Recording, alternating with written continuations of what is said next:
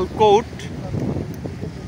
এখান থেকে তারা খুব সুন্দর করে নৌকা ভ্রমণ করতে পারে বা বোটগুলি রাখা আছে এবং এর পাশে সমুদ্র ঘেঁষা অত্যন্ত সুন্দর দেখতে পাচ্ছেন যে অনেক লাক্সারি হোটেল মোটেল সবই আছে। খেজুর গাছগুলি অনেক সুন্দর করে সাজানো বা ডেকোরেটেড করা।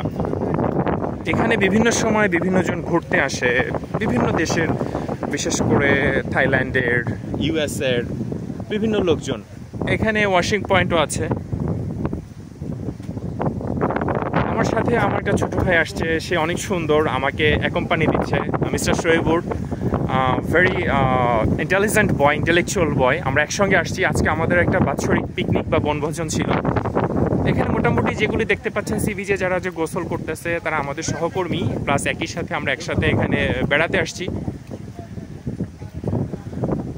তো এটা একটা স্মৃতি এবং খুব সুন্দর একটা জায়গা।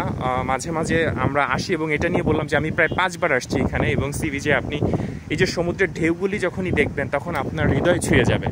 এখানে বিকালের সময়টা আরও অনেক ভালো। আমরা এখন প্রায় 10টা-11টা বাজে এরকম সময় আসছি এখানে।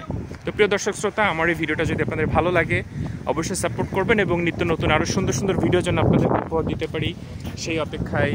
ততক্ষণ পর্যন্ত আল্লাহ হাফেজ।